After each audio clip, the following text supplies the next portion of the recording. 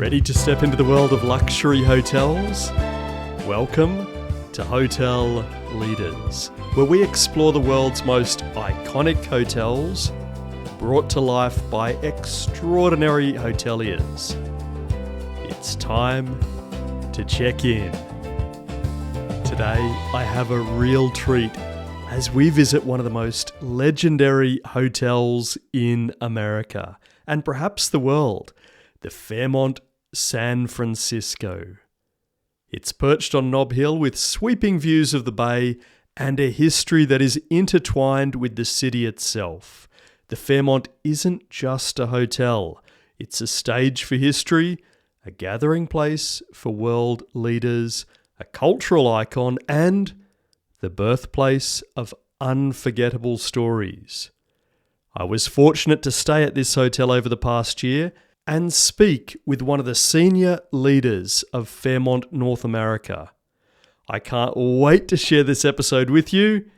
Here we go!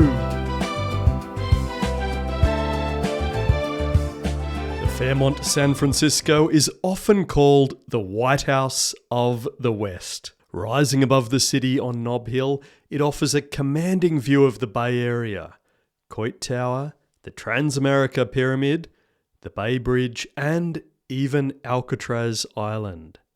I have visited a few Fairmont hotels, and you can listen to previous Hotel Leaders episodes on hotels like the Fairmont Seattle, recently turned 100 years old, and the Fairmont Banff, which looks more like a castle in the mountains. But today's Fairmont is the original. Interestingly, this hotel is uniquely positioned at the intersection where the two cable car lines meet. That means, as a guest stepping out of the lobby, you can hear the bells and see the cars trundle by. Technology from the 1800s still faithfully carrying passengers uphill. And yet, in the very same city, we now see Waymo autonomous cars gliding silently through the streets.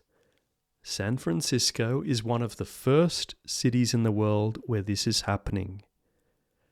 I couldn't help but realize that the juxtaposition is striking. 1800s cable cars alongside 21st century self-driving technology.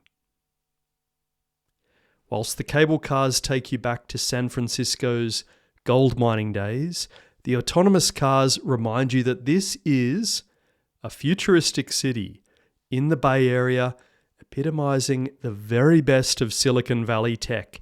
And right in the center of it, connecting these two technologies, stands the Fairmont San Francisco.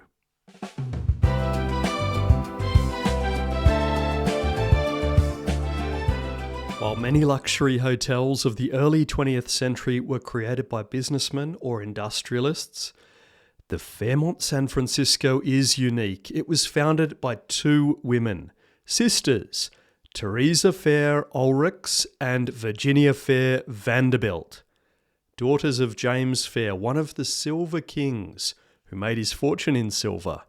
The sisters wanted to honor their father's legacy, but they also wanted to make their own mark on San Francisco society, and they did.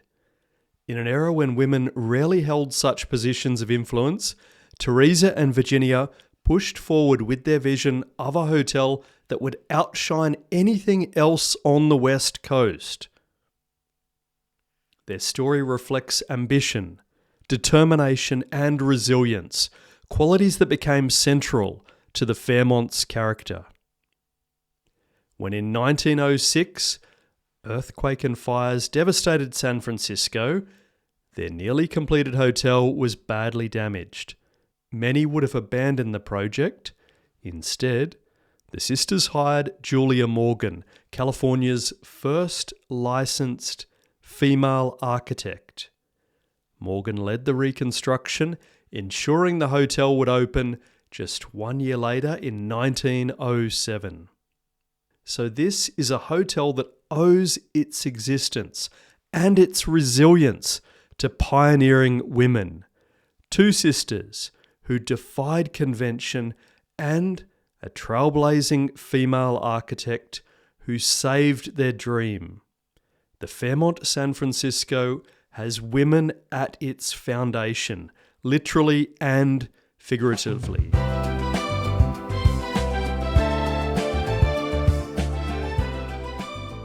Today, the hotel is part of the Accor Group under Fairmont Hotels and Resorts brand. The current leadership team continues to balance the hotel's storied past with the demands of modern luxury travel. One of the key leaders I want to highlight is Michelle Heston, the hotel's Regional Director of Public Relations and Strategic Partnerships. Michelle has become a vital voice not only for the Fairmont San Francisco, but for Fairmont properties throughout North America. She embodies the hotel's legacy of storytelling and hospitality, connecting this historic landmark with today's travellers, media, and cultural landscape. Michelle works across North America, but I was fortunate that she was in the hotel the same time I was a guest, and she gave me a wonderful tour of the hotel, and we recorded part of our conversation. I'm here with Michelle Heston. Michelle, you've got a long and successful career in luxury hotels, especially Fairmont and Accor. Can you tell me a little bit about your hotel career and how you became the Executive Director of Public Relations and Communications for the US? Well, I started my hotel career many, many years ago in Los Angeles. I was in events, then I was in sales, and then I made my way into public relations. I have the best job in the world. I'm very proud of the hotels, the employees, and the communities that I have the privilege of representing. Wonderful, thank you. A little bit of more question going back into your career. What made you choose hotels? What was sort of that defining moment for you? That's a great question. Thanks, Peter. I was a banker. When I finished my master's degree, I was a banker. And for the record, I was a terrible banker. It was very boring. And a girlfriend of mine, a sorority sister, her mother was the socialite in Southern California, and said, I think you'd be great in hotels. And in my mind at that time, I thought it was like Monopoly. Like I was going to be like buying and selling. I had no idea. But I walked into the Regal Biltmore in downtown Los Angeles. Yes. I was interviewed, and I was hooked. And I've been in hotels ever since. Yeah. Oh, it's an absolutely wonderful career. So now at the leadership level, what are your thoughts on leadership and particularly within luxury hotels? I think that it takes a special personality. I always say I can train you to do the technical aspects of this job. But I don't know if I can train you to have that sense of grace and hospitality. And I know it. I can't always well define it, but I know it when I see it. Yes. And it's a passion. You have to have a passion for this type of work. And it's a gift. I feel like I'm a princess coming to work every day. Yeah, it's one of the most wonderful environments to work in. It really is. It really is. Yep. What skills and attributes do you look for when hiring new team members? I look for someone, again, it's those kind of soft people skills, if you will, that I think are critical, but also someone that's very agile, that is able to, maybe it's emotional intelligence, that's able to kind of go in and see, they may be asking for this, but I think they want this. Or there's a family traveling and it looks like, let's make recommendations for things that are appropriate for these age of children. Yes. So it's really understanding the guest and trying to stay ahead of their wants and needs. I can say I've definitely experienced that in the short time I've been here. It's been fantastic. The level of customer service and the way people are really going that extra mile to assist you as well. It's fantastic. Well, it's great that you can feel that because our team is very passionate about bringing that to life for every one of our guests. I know you've already shared a couple stories, but can you share a story or aspect of the history of Fairmont which may or may not be widely known? Well, this is the first Fairmont. Yes. And the entire brand was named after this particular hotel. James Fair was a leading American railroad tycoon, and he had 2 daughters, the Fair sisters, who built this hotel in the early 1900s. So it was the Fair, obviously the last name, Mount being on top of Nob Hill. So that's the whole rudiment, if you will, of the name Fairmont. Okay. Did you know that? I didn't know the last part. Yeah. You've connected the 2 dots there for me. Thank you. A little bit of a tricky one now. What is an innovative customer service or marketing approach that you've seen implemented at Fairmont or a previous hotel group or another hotel group that you've worked at? I think for me, I like to really explore interesting partnerships. I think it's a way to address new audiences, to maybe bring in audiences that weren't familiar with your brand. And I think especially in the luxury space is to make luxury comfortable and accessible to all. Yep. So as we were sharing earlier, I recently did a partnership with the theatrical production of Wicked. And we did a whole kind of overarching campaign, Wicked at the Fairmont. So there's a Wicked cocktail in the Tonga room, there's Wicked tea, and we launched a Wicked suite. So I just think it's kind of a fun, playful way to market the hotel perhaps to a different audience. Fantastic.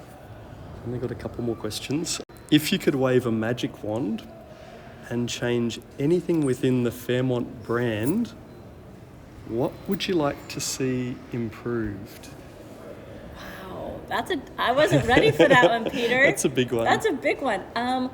I think that this brand has been very smart in the growth, and I'd like to see that growth continued. Yes. I would like us to, I don't think we'll ever be one of the big 3, if you will, in the United States, but to really grow our presence throughout the United States and beyond.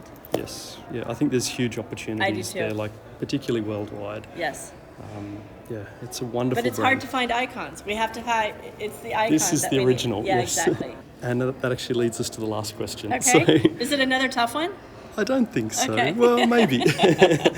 What makes the Fairmont San Francisco different to other iconic hotels? That's an easy one. Yep. It's the passion of our people. A building is a building, and it can be as beautiful and as gracious as it can be, but without the heart and soul of our people, it doesn't make the stay. Yep. You've definitely got that metaphorically and literally in here. Yeah, I can tell you I have the great fortune of traveling around the country and beyond, representing our hotels, and there's something magical about the team here. There is. It's been referred to as the secret sauce. Yeah, we have the secret sauce here. That's right, you've got it. Not everyone does. No, you do. We do have it. Yeah, wonderful. Well, thanks a lot for your time today. Thank you for the tour around the hotel as well. And the warm hospitality. I really appreciate that. It's so lovely to chat with you and to your fans and followers. Thank you. We hope to welcome you to San Francisco soon. Wonderful. Thank you so much. Behind Michelle, the broader management team works to preserve the grandeur of the hotel whilst ensuring sustainability, technological innovation, and modern service standards which keep the Fairmont competitive in the luxury market. When I was in San Francisco, I was also fortunate to meet with some of the key players in the tech startup world who told me that the Fairmont was actually their favourite hotel in the Bay Area too.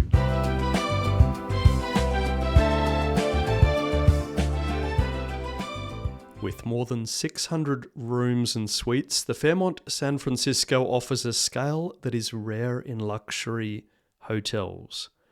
Standard rooms feature high ceilings, marble bathrooms, and elegant furnishings. Many command stunning views of the bay, the city skyline, or bridges. We stayed in a beautiful corner suite with sweeping views. It was incredible to watch the fog lift and the view of the bay, which was simply spectacular.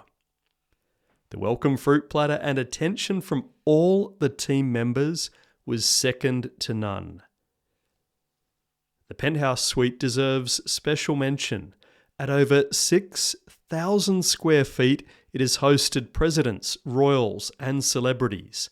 But we'll come to that later in the podcast. It features a 2-story library, a billiards room, and a secret passageway hidden behind bookshelves. Some of the deals that shaped the world are said to have been made in that suite. And every guest, whether in a standard room or the penthouse, can sense that they're part of a property with more than a century of history.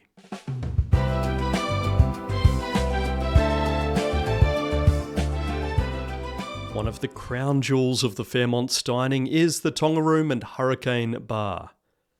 First opened in 1945, the Tonga Room is a Polynesian paradise tucked away inside the hotel. It is playful, theatrical and iconic.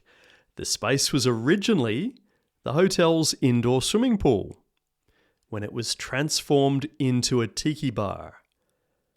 The pool was kept but became a central lagoon with a floating stage for the live bands.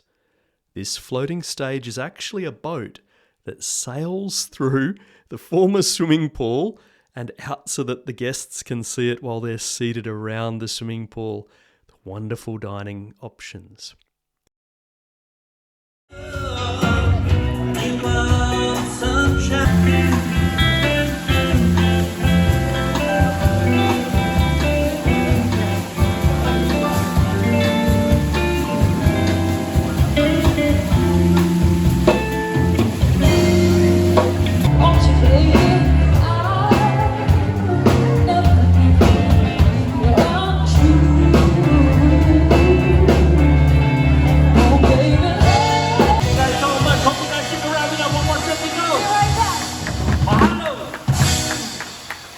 Every 30 minutes, the lights dim and artificial rain falls from the ceiling into the lagoon, complete with thunder and lightning effects.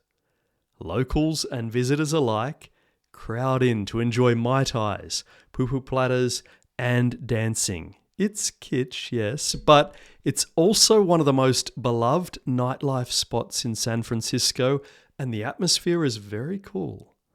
When we visited the hotel, we were offered wicked cocktails. These were cocktails that included dry ice coming out of them. The Tonga Room has been celebrated by many a celebrity, including Anthony Bourdain. It's been featured in movies and defended by locals when threatened with closure. It's a living piece of pop culture. Elsewhere in the hotel, there are many fine restaurant establishments. Laurel Court and Restaurant and Bar serves refined Californian cuisine, and the Fairmont is also famous for its afternoon high tea service, a nod to timeless tradition.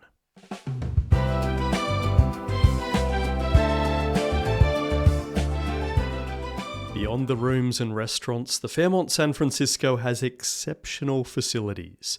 It offers more than 55,000 square feet of meeting space, including the historic Venetian Room, where Tony Bennett first sang "I Left My Heart in San Francisco" back in 1961. That performance became the defining moment, cementing both the song and the hotel in the city's cultural history. After Tony Bennett's passing, the hotel and locals renamed the street to Tony Bennett Way. The Gold Room and the Crown Room have hosted glittering galas, while the hotel's ballrooms have welcomed everything from society weddings to international conferences. A few days before we visited, Kamala Harris hosted her presidential fundraiser here. The hotel even played host to the birth of the United Nations back in 1945, when delegates met here to draft the UN Charter following the end of World War II. For recreation, guests enjoy the fitness centre, spa services, and access to the nearby Nob Hill parks and gardens. One particularly beautiful feature is the rooftop garden, which offers a serene escape above the city. It's an oasis of greenery framed by views of San Francisco's hills and skyline. And for a touch of history, during Prohibition in the 1920s, the Fairmont allegedly housed a speakeasy. Yes, hidden from authorities, it served cocktails to the city's elite. It's a reminder that hotels often hold secrets, along with their stories.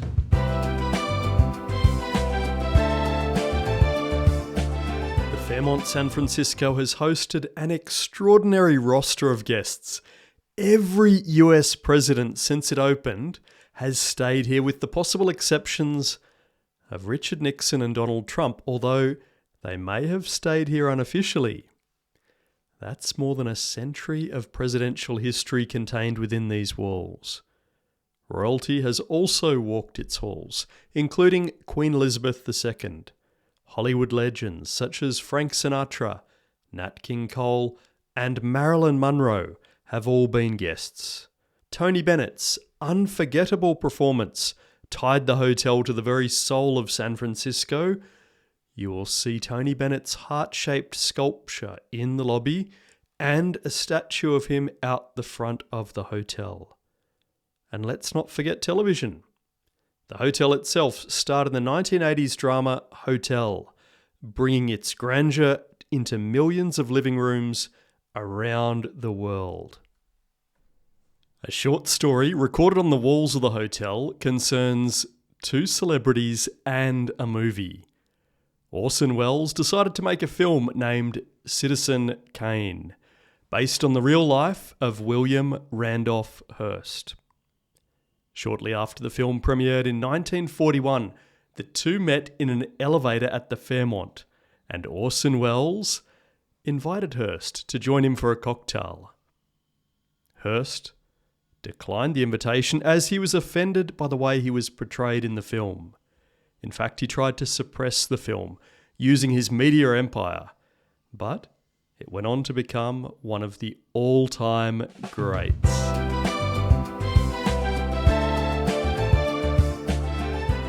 The Fairmont San Francisco has received numerous accolades, including AAA 4-diamond ratings and recognition in Condé Nast Travelers' Readers' Choice Awards. But perhaps the greatest recognition isn't a trophy or a plaque. It's the enduring affection of San Franciscans and visitors alike. The Fairmont has become a part of the city's identity, woven into its history and culture. One detail worth noting: the hotel's concierge team includes the first concierge in America to earn the Le Clé d'Or, or the Golden Keys of the world's elite concierge society. He still works at the Fairmont, part-time, a living testament to the hotel's commitment to the service at the very highest of levels. This hotel is special for so many reasons. Video footage is courtesy of the hotel, with the links in the description. If you ever find yourself in San Francisco, please consider a cocktail and dinner at the Tonga Room whilst you stay at the original Fairmont. Thank you for joining us on Hotel Leaders. If you enjoy exploring the world's most iconic hotels, please follow us on YouTube, Apple Podcasts, or Spotify so that you never miss our monthly episodes. Farewell until the next time you check in to Hotel Leaders.